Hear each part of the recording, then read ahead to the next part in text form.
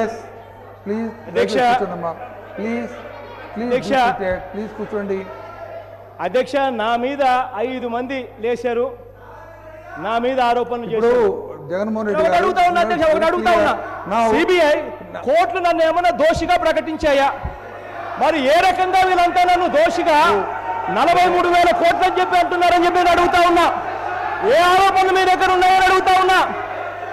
కోర్టులో matter sub judice, కోర్టులో పోరాటం చేస్తా ఉన్నాం. ఇంకొకటి కూడా చెప్పాం, 43,000 కోట్లను మీరు ఆరోపణలు చేస్తా ఉన్నారు. కోర్టులో పావులా భాగం ఇస్తారేమో చెప్పండి, ఎక్కడ కావాలంటే అక్కడ సంతకం పెడతారని చెప్పాను. ఇంకొకటి చెప్తున్నారు, కలపనేటివన్నీ నావేనంటున్నారు, అసెంబ్లీ కూడా నాదే అని మీరు రేపు పొద్దున చెప్పబోతున్నారు అని కూడా చెప్పా. అంటే దాని అర్థం మీరు మీ దగ్గర ఏ సాక్ష్యాధారాలతో 43,000 కోట్లు నేను తీసుకున్నానని చెప్పి ఏ సాక్ష్యాధారాలతో చెప్తా ఉన్నారు అధ్యక్ష? నేను అడుగుతా ఉన్నా, మ్యాటర్ కోర్టులో ఉంటే సబ్జుడిస్ మ్యాటర్ను తీసుకొచ్చి నా మీద ఈ రకంగా బురద జల్లడం ఎంత మటుకు ధర్మం అని చెప్పి చెప్తా ఉన్నా. ఇంకొకటి కూడా చెప్తా ఉన్నా, నా మీద కేసులు ఎవరు పెట్టారు, ఎప్పుడు పెట్టారు? నేను కాంగ్రెస్ పార్టీలో నేను రాజశేఖర రెడ్డి గారు బతుకున్నంత వరకు జగన్మోహన్ రెడ్డి మంచోడే, రాజశేఖర రెడ్డి గారు ముఖ్యమంత్రిగా ఉన్నంతసేపు రాజశేఖర రెడ్డి మంచోడే.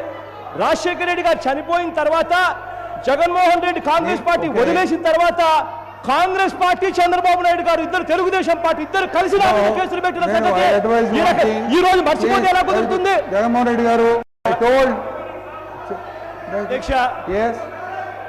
అధ్యక్ష బ్లాక్ మనీతో కరప్షన్ చేస్తూ 20 కోట్లు డబ్బిస్తూ ఆడియో వీడియో టేపులతో దొరికిపోయిన ముఖ్యమంత్రి ఆ రోజు ఆడియో టేబుల్లో ఏమన్నారు, వీడియో టేబుల్లో ఏమన్నారు అధ్యక్ష? బ్లాక్ మనీ కాదా, డబ్బులు కావా, నవధనం కాదా, కరప్షన్ మనీ కాదా? ఎక్కడి నుంచి డబ్బులు వచ్చాయి? అవన్నీ ఎక్కడి నుంచి డబ్బులు వచ్చాయి? 1978లో చంద్రబాబు నాయుడు గారు రాజకీయ జీవితం మొదలు పెట్టినప్పుడు తన ఆస్తి అంతా 2 ఎకరాల నుంచి ఇవాళ 2 లక్షల కోట్లు ఎక్కడి నుంచి వచ్చాయి చంద్రబాబు నాయుడు గారికి? ఇవన్నీ కనిపించవా?